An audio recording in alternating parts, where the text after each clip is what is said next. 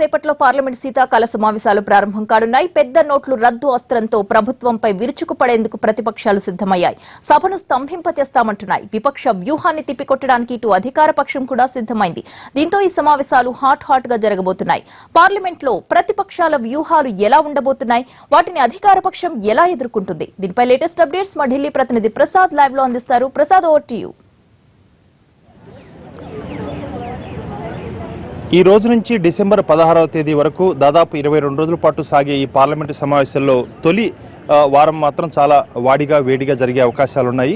నిన్న అఖిలపక్ష సమావేశంలో ప్రధానమంత్రి హామీ ఇచ్చిన మేరకు అన్ని అంశాలను క్షుణ్ణంగా చర్చించేందుకు ప్రభుత్వం సిద్ధంగా ఉందన్న అంశాన్ని దృష్టిలో పెట్టుకొని సజావుగా సమావేశాలు జరిగే అవకాశాలే కనిపిస్తున్నాయి. అయితే దీనిపై పూర్తి స్థాయిలో చర్చ జరిపేందుకు ప్రతిపక్షాలు పట్టుబట్టడంతో కొంత సమయం ఎక్కువగా ఈ అంశానికి కేటాయించే అవకాశాలు ఉన్నట్టుగా తెలుస్తుంది. ఈ రోజు అయితే లోక్సభ వాయిదా పడే అవకాశం ఉంది. తృణమూల్ కాంగ్రెస్ చెందినటువంటి సిట్టింగ్ ఎంపీ మరణించడంతో లోక్సభ సమావేశాలు ఈరోజు రద్దవుతాయి. ఈ రోజు మాత్రం కేవలం రాజ్యసభ సమావేశాలు మాత్రం జరుగుతాయి. ఇప్పటికే ప్రతిపక్షాలని కూడా వాయిదా తీర్మానాలు ఇవ్వడం జరిగింది.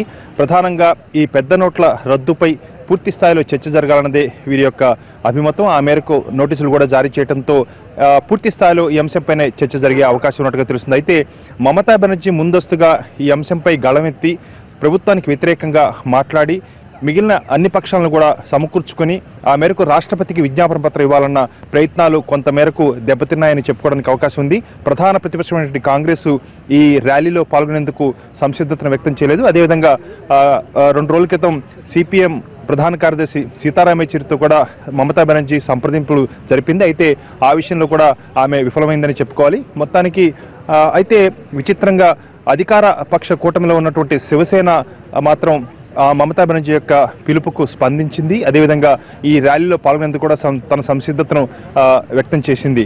అయితే శివసేన మమతా బెనర్జీ ర్యాలీలో పాల్గొనేందుకు సంసిద్ధతను వ్యక్తం చేయడంతో అప్పటి వరకు పూర్తి స్థాయిలో మమతకు వెన్నుదన్నుగా ఉన్నటువంటి ఆమ్ ఆద్మీ పార్టీ మాత్రం ఈ ర్యాలీలో పాల్గొనేందుకు తన యొక్క వ్యతిరేకతను వ్యక్తం చేసింది.